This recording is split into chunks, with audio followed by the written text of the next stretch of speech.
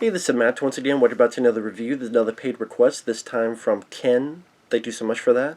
For those interested in requesting pretty much any type of reviews or topics, reactions, re-reviews, randomness out of the blueness, rankings list, whatever it may be, feel free to send it either directly to my PayPal or join my Patreon. Both links are down below in the info box down below.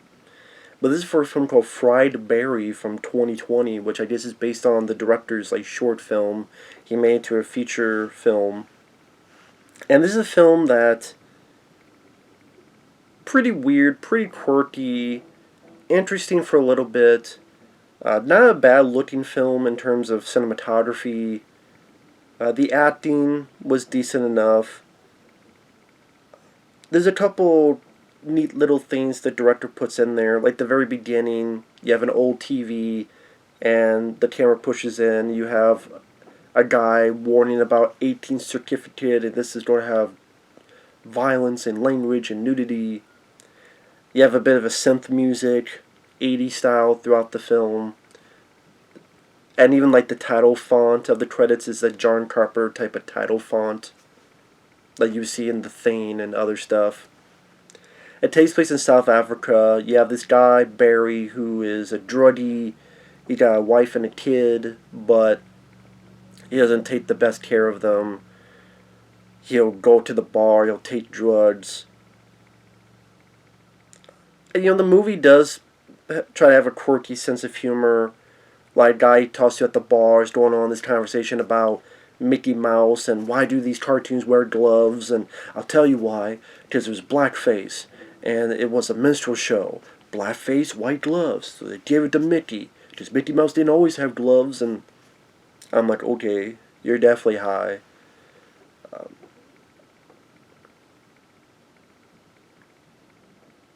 And it is trying to be stylish for its low budget. Like when he takes heroin, there's pictures of him in water. That's how that's what it makes him feel. In memory of a happier life. And one day he gets abducted.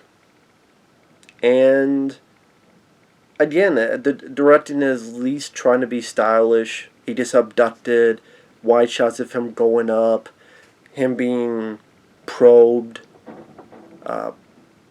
There's even a probe going to his pee hole. Right, I didn't need to see that part. Did not need to see the guy's dick, and I didn't need to see that. But you do get weird shots to showcase the whole abduction probing process.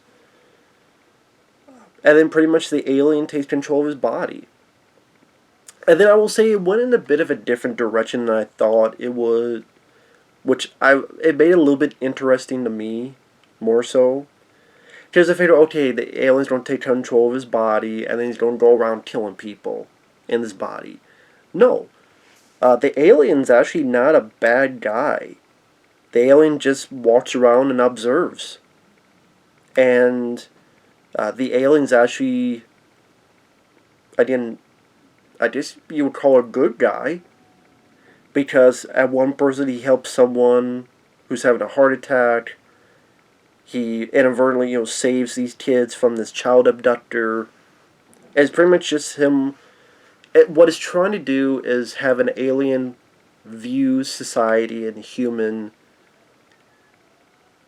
the good and the bad parts, through an alien's eyes as he's inhabiting this body.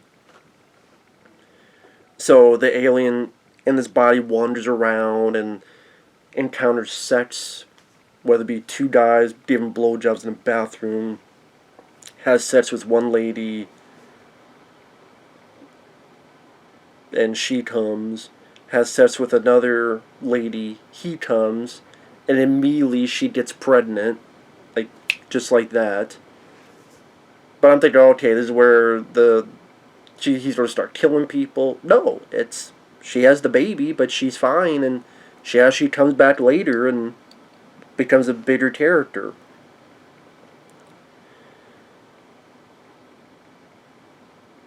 He goes, the wife of Barry finds him, brings him home, and because of the stuff he witnessed and the stuff he's trying to learn, he starts feeding the kid and repeats lines of "I love you" that he saw while observing. and the wife appreciates it. Oh, you're really trying. So I get what the director's going for. It takes place in South Africa. It was filmed in South Africa.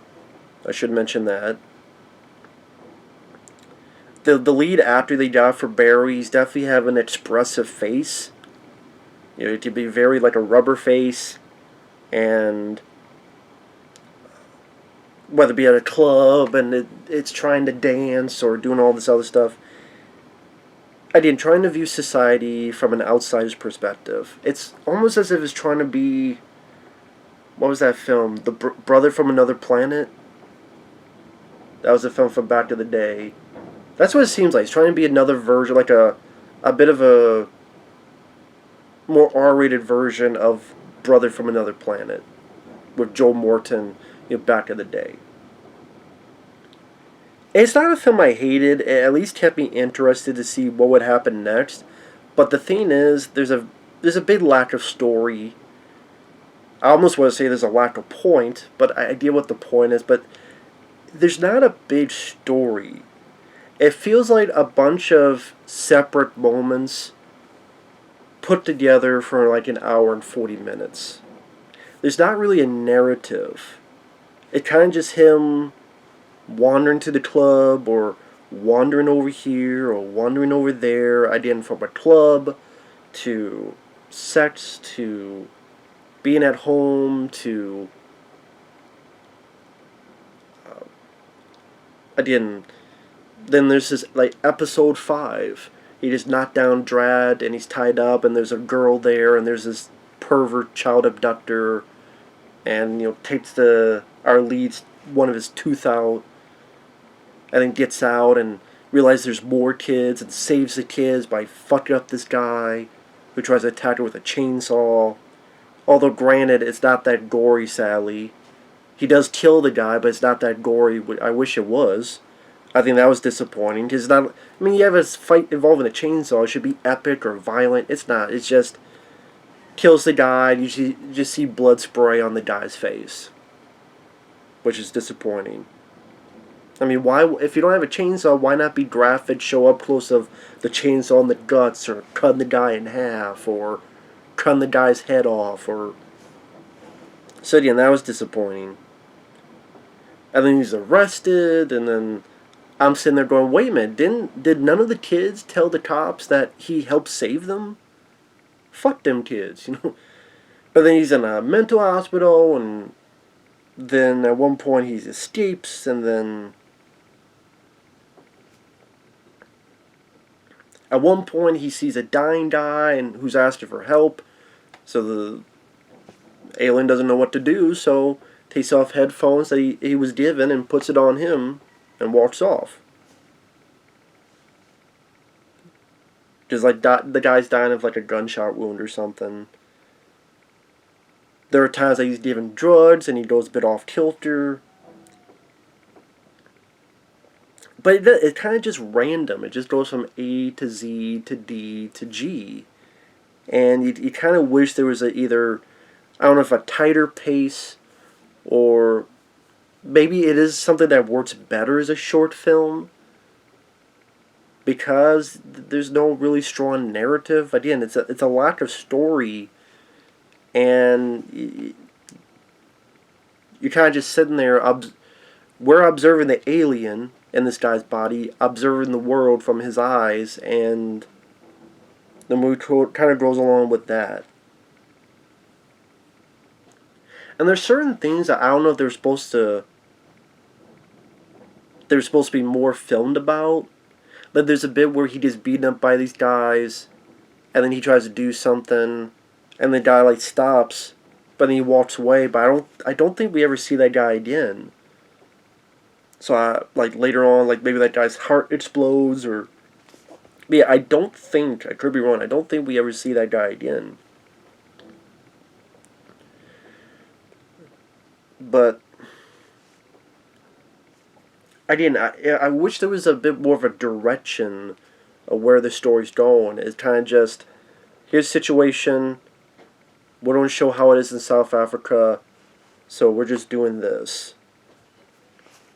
And there's nice moments, like spoiler spoiler alert, I like the moment in the mental asylum where the guy's like, we're going to escape. Give me the gun. And one gives the other a gun. And we see through their eyes he's shooting and doing all of this. But then by the end of it, when our lead's ready to escape, he turns. And the guy the whole time had one of these police batons and going da da da da da da da da da. He never had a gun to begin with. So again, I like that. It wasn't a jump in the shark in a weird way. It was, that's how the mind of this guy worked. The mind of this mental patient worked, is that he did think he had a machine gun. We were living through his fantasy as he was helping this guy escape. But in reality going da da da da. And the orderlies are going, oh, stop that now, come on. Because in that guy's mind, the whole hospital was topsy-turvy and destroyed and fire and, well, not fire, but chaos. So not so much fire, but chaos. But in reality, da da da da, and the order's like, okay, come on, stop, come on back. And in spoilers, pretty much, he escapes the hospital. He finds the hooker that got pregnant, and realizes that the baby she had is a grown version of him, which is very weird and very quirky. And I would say this woman's taking it pretty well. I mean, this is probably the course of, a day? And she's having to take care of this baby that is a grown man. Again, this lady's taking it very well. Like, this lady, I mean, if she takes this well, nothing will faze her. I mean, she's not a nervous wreck. She's not calling the police, the cops, the FBI, the CIA. Well, whoever that equivalent would be in South Africa. Which, if anyone lives in South Africa, let me know. What's the equivalent of that in South Africa? But she's not calling anybody. Like, again, she takes that rather well. And she's not, like, pissed off and angry at this person because he's the father. And then also, ultimately, Barry's wife finds him too. And the body, I guess, is kind of shutting down. And supposedly dead, but then has one last hurrah, and Barry's wife and the hooker help him out of the hospital, and he goes back up. And it's funny, like, the wife says, oh, thank you for everything. I'm like, thank you for what? Lying to you, and I'm not really your husband, and we had sex, but she did enjoy the sex, so I guess that's the thing. Which is funny, because he gets the hooker pregnant, but I'm guessing when he had sex with Barry's wife, there would have been some... But she doesn't get pregnant. So I guess that's random as well. Or maybe he learned and pulled out. You should always pull out or wear a condom. Maybe, I don't know. But, and then, again, spoilers, before the alien leaves, he dumps Barry back. And Barry's like, ow. So we don't know if Barry ever learned his lesson. Did Barry learn to be a better person? Did Barry learn to be a better individual? Did Barry learn... I think that would have been nice, like a little highlight reel of he learned to be a better person, or like a bit of narration from him. He learned to... Like, that's the thing. If you had something like that, then at least there'd be a concrete point to all this. That Barry learned along with the alien. That Barry learned... The alien took control of his body, but he could see what happened. So he learned to be a better person. He learned to be a better father. He learned to be a better something. But that's not the case. So then it makes you go, well... That lack of point is more showcased. So if you have like a montage where again he takes responsibilities for his kid, but he also takes responsibility for this other kid, and maybe they all live together in a weird, quirky, strange way, which with how quirky the film is would kind of fit. And he cleans himself up, and he's the man he used to be. And this is like have moments where the alien took control of his body, but maybe Barry there are times Barry narrates.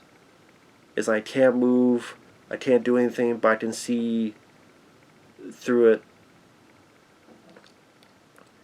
Because I don't know how it's detailed how his body's taking over. If he's still in the ship and the alien just looks like Barry, or if Barry is still in there but the alien somehow is part of it as well, or is a... I don't quite know how that works. So, but with an alien story, you can make it work where they're sharing the same body. Like, even if the alien is the size of an adult, like, he phases, and it's an alien, it's science fiction. You can do pretty much anything with that. They phase together, and whatever. Then you'd have Barry narrate, or not narrate, but Barry at times, showcases his life, his regrets, what led him to this drug status. Might just actually care about Barry.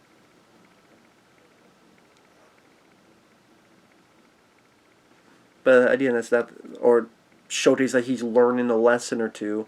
But again, you did none of that, so then it kind of comes off a bit empty as a story. But like I said, it's at least semi-interesting. I mean, I always talk about how I want a bit more interest in movies, and at least it's not as crazy as I thought it would. There are little quirky, crazy moments, but I guess I thought it'd be with Fried Barry and the cover. I guess I thought it'd be like gory and violent, and not really. Again, the craziest moments is the hooker having the baby, and then later on the baby being the full-grown guy.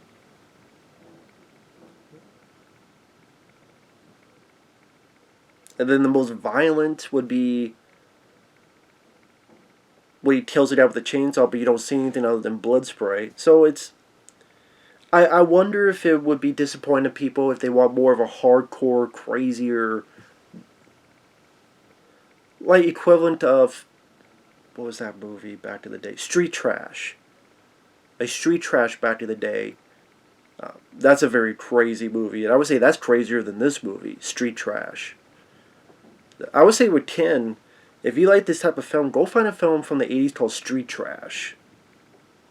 I think that would interest you. So as it is, again, it's kind of like a take on the Brother from Another Planet. And it's at least cinematography-wise well filmed. The synthesizer score I'm a sucker for. The acting, at the very least, was serviceable. It won't be everyone's cup of tea. Funny enough, on a random note, there's a point where the lead is watching TV and he's flipping through channels. Joey Cramer from Flight of the Navigator. Joey Cramer, the boy. Him as an adult, it flips to a channel and Joey Cramer's talking on TV. And I'm like, did they get permission with that? Did Joey Cramer say yes to a 10-second cameo on a TV? Seemed very weird and random. I mean, wait, that's Joey Cramer from Fly the Navigator on TV. Again, it's like not even 10 seconds. I thought that was weird. Like, what? By the way, I recommend Life After the Navigator, the documentary that showcased his trials, tribulations on Joey Cramer. If you find Life of the Navigator, highly, highly recommend it. It's just, to me, essential to see it. But yeah, with this said, Fry Barry, it was an interesting enough endeavor that was worth a watch for me, but I would never watch it again. So take that for what you will. Thanks for watching. We'll see you guys later. Bye-bye.